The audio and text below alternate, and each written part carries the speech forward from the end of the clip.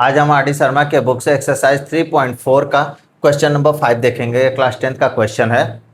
इस क्वेश्चन को कहा गया है कि आप क्रॉस मल्टीप्लिकेशन मेथड से इसे सॉल्व करना है, लेकिन जैसे कि हमको पता है कि क्लास 10th के सिलेबस से क्रॉस मल्टीप्लिकेशन हटा दिया गया है, तो इसको हम दूसरे मेथड से सॉल्व करेंगे। इसमें देखिए आपको क्या दिया हुआ है, x प्लस वाई डिनोमिनेटर में, यहाँ भी डिनोमिनेटर में, यहाँ x माइनस वाई डिनोमिनेटर में, यहाँ भी।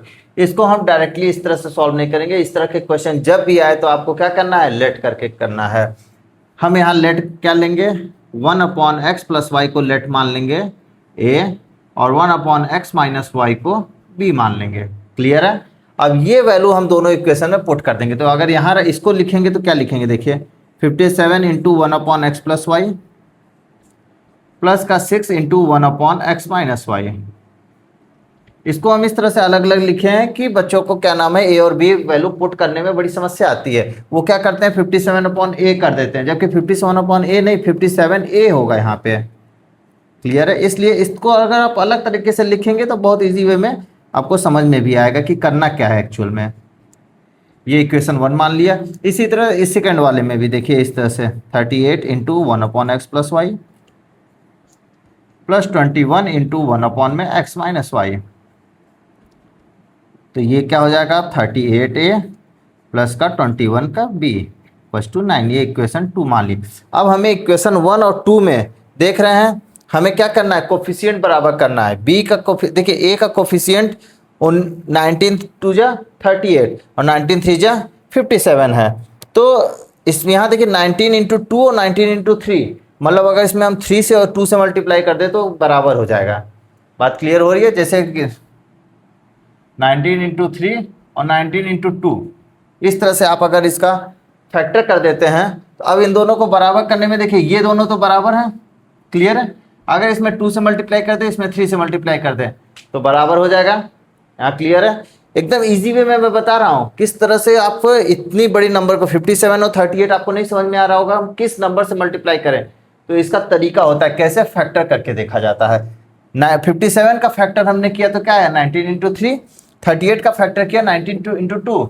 अब इसमें देखिए 2 से, इसमें 2 था एक्स्ट्रा तो 2 दे दिया, इसमें 3 था तो 3 कर दिया हमने। तो ये पूरी वैल्यू क्या हो गई, बराबर। मतलब हमने अगर इसमें 2 से मल्टीप्लाई, इसमें 3 से बराबर। इसी तरह से हम इसका देखेंगे, ये क्या है 6 और 21 है। अब हम किस नंबर से मल्टीप्लाई करें कि सेम हो जाए, तो इसका फैक्टर कर दिया आपने 2 इंटू 3, इधर 3 into 7।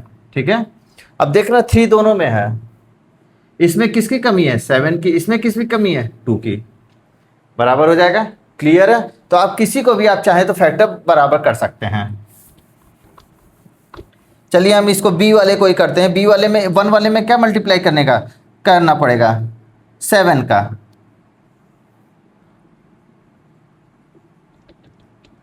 Multiply by 7 in equation 1। तो 7 इंटू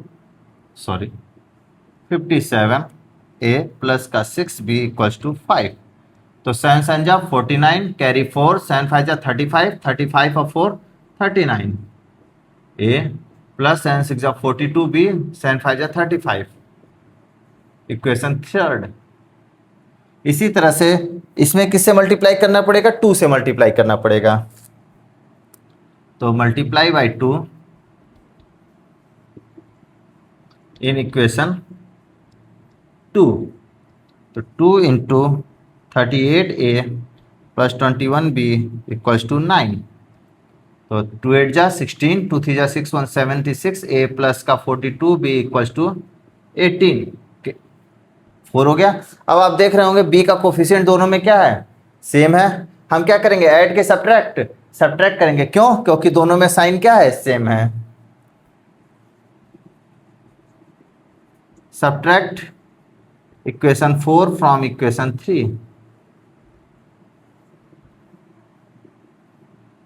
3 में से 4 घटा रहे हैं तो पहले 3 लिखेंगे। 399a प्लस का 42b equals to 35। 76a plus 42b equals to 18। Third, ये फोर्थ है, माइनस माइनस माइनस, सॉरी ये प्लस है तो माइनस। हम क्या करते हैं, हमें पता है जब हम सब्ट्रैक्ट करते हैं तो नीचे वाला जो इक्वेशन होता है उसके साइन को क्या कर देते हैं, चेंज कर देते हैं। मतलब प्लस है तो माइनस, माइनस है तो प्लस। तो यहाँ पे 9 में से 6 जाएगा, 3 7 में 2 3 23 ये कैंसिल आउट हो जाएगा, इक्वल्स टू 7 2 में से 1 गया 1 17। तो यहाँ से a की वैल्यू निकल के आई 17/323। अब 17 1 जा 17, 17 9 जा 123। a की वैल्यू यहाँ से निकल के आई 1/19। अब यहाँ से a की वैल्यू जो है, वैल्यू ऑफ a किसी भी इक्वेशन में रख देंगे तो b की वैल्यू पुट हो जाएगी। तो हम किस में रख देते हैं, हम इक्वेशन 2 में ही रख देते हैं। Value of a put in equation 2।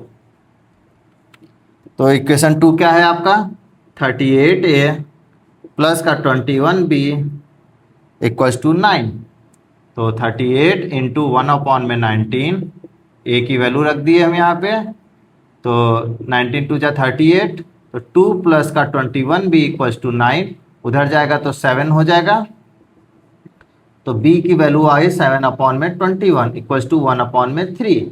अब b की वैल्यू क्या आ गई आपकी, 1/3। अब हमें पता है a और b की वैल्यू हमने क्या लेट किया है, a की value 1/x plus Y, b की वैल्यू 1/x माइनस वाई, ये हमने लेट किया है।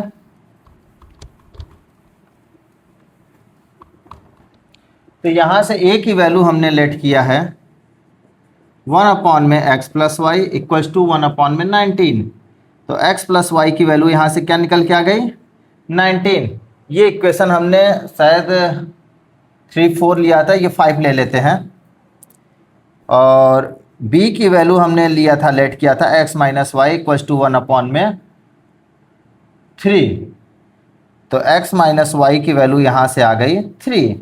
ये इक्वेशन 6। अब हम क्या करेंगे, ऐड इक्वेशन 5 एंड 6। हमें पता है क्यों, क्योंकि x और y का कोफिशिएंट बराबर करने की जरूरत तो है नहीं। क्यों, क्योंकि ये ऑलरेडी इनके कोफिशिएंट बराबर हैं। तो ऐड इक्वेशन 5 एंड 6। तो क्या है आपका, x plus Y equals to 19, x minus Y equals to 3। ये कट गया, सिंपल 2x की वैल्यू 22, x की वैल्यू 11। यहाँ से x की वैल्यू 11, ये वैल्यू हम किसी भी इक्वेशन में पुट कर देंगे। तो value of x put in equation 5। तो क्या मिला हमें, x plus Y equals to 19 है, 11 प्लस वाई इक्वल्स टू 19, तो y की वैल्यू 8। हेंस हमारा जो रिजल्ट रहा वो x की वैल्यू 11 एंड y की वैल्यू 8। समझ में आया हमने कैसे किया। पहले हमने 1/x प्लस वाई को a और 1/x माइनस वाई को b लेट करके पहले a और b की वैल्यू निकाली, फिर a और b की वैल्यू से हमने x और y की वैल्यू निकाली। ठीक है, आई होप आप लोग को बहुत अच्छे से समझ में आया होगा। Thank you guys.